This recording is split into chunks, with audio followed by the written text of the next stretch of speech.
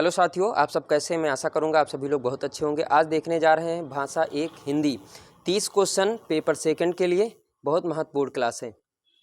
चलिए चलते हैं। पहला क्वेश्चन आपकी स्क्रीन पे आ चुका है कि पठित अंश पर प्रश्नों का निर्माण करवाने से क्या होता है। तो क्या होता है ये देखो, बच्चों की पढ़कर समझने की योग्यता का आकलन होता है। ऑप्शन आपका पहला सही हो जाएगा मेरे प्यारे साथियों। ऑप्शन आपका पहला सही हो जाएगा मेरे प्यारे साथियों। अगला प्रश्न हम लोग देखते हैं। अगला प्रश्न है कि शब्दों के अर्थ स्पष्ट करने की अपेक्षाकृत ज़्यादा बेहतर पद्धति है। कौन सी ज़्यादा बेहतर पद्धति है? कि वाक्य प्रयोग द्वारा बच्चों को अर्थ का अनुमान लगाने के अवसर देना, यानी दूसरा ऑप्शन आपका सही हो जाएगा। प्यारे साथियों, दूसरा ऑप्शन आपका सही हो जाएगा। अगला प्रश्न आपका कहता है कि कहानी कथन के उद्देश्यों में कौन सा पक्ष शामिल नहीं है। कौन सा पक्ष शामिल नहीं है? तो ये है भाषा के लिखित रूप से परिचय। ऑप्शन आपका चौथा सही हो जाएगा।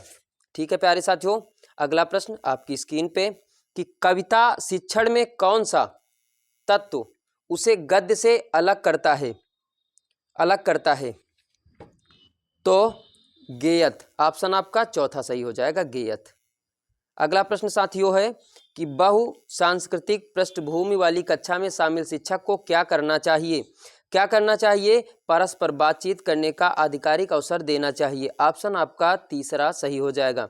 अगला प्रश्न है भाषा सीखने सिखाने की प्रक्रिया में का आधार मुख्य होता है। क्या होता है? समाज सांस्कृतिक परिवेश। ऑप्शन आपका दूसरा सही हो जाएगा।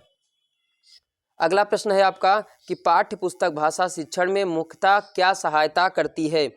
क्या सहायता करती है? भाषा की विभिन्न छटाएं प्रस्तुत करती है। ऑप्शन आपका दूसरा सही हो जाएगा। अगला प्रश्न आपका क्या कहते हैं कि एकांकी पाठ मुख्यतः किसमें सहायता करते हैं? किसमें सहायता करते हैं? तो संदर्भ के अनुसार उचित उतार चढ़ाव के साथ बोलना। ऑप्शन आपका चौथा सही हो जाएगा। अगला प्रश्न है हिंदी शिक्षण में नवाचार नहीं है। नवाचार नहीं है तो सूचनाओं का आदान प्रदान। ऑप्शन आपका चौथा सही हो जाएगा प्यारे मित्रों।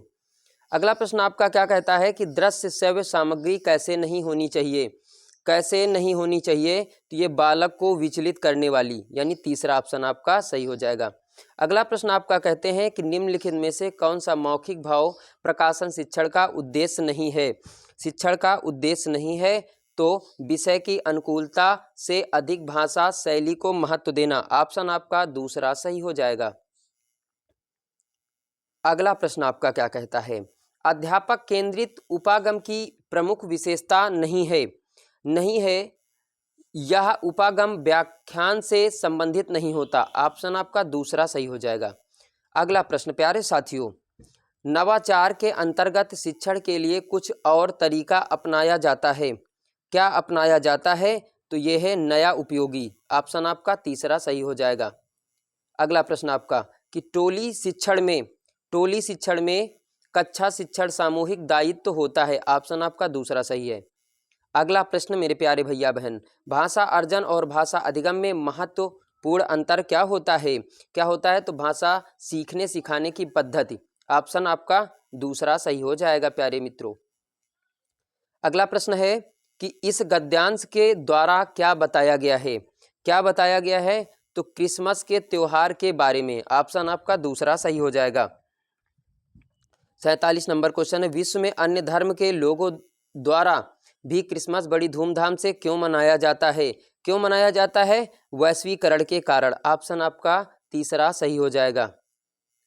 अगला प्रश्न है आपका कि वैश्वीकरण से मानवता को हुए निम्नलिखित में से किस लाभ की चर्चा इस गद्यांश में नहीं की गई है? तो त्योहार से प्राप्त आनंद। चौथा ऑप्शन आपका सही हो जाएगा। अगला प्रश्न है, प्रस्तुत गद्यांश में किस ग्रंथ की चर्चा की गई है?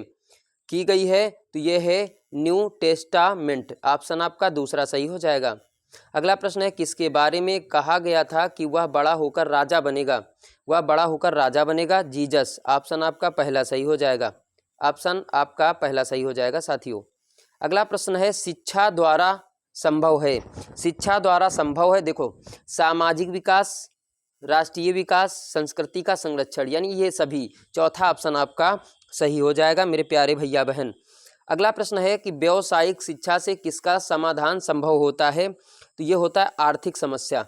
ये किसका होता है? आर्थिक समस्या। ऑप्शन आपका तीसरा सही हो जाएगा। अगला प्रश्न आपका कहते हैं कि किसके बिना आर्थिक सफलता नहीं प्राप्त की जा सकती है? शिक्षा। ऑप्शन आपका चौथा सही हो जाएगा।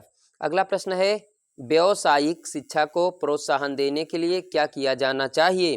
क्या किया जाना चाहिए? पाठ्यक्रमों एवं उद्योग धंधों के बीच तालमेल बैठाया जाए। चौथा ऑप्शन आपका सही हो जाएगा। अगला प्रश्न है कि प्रस्तुत गद्यांश का सर्वाधिक उपयुक्त शीर्षक निम्नलिखित में से क्या होगा?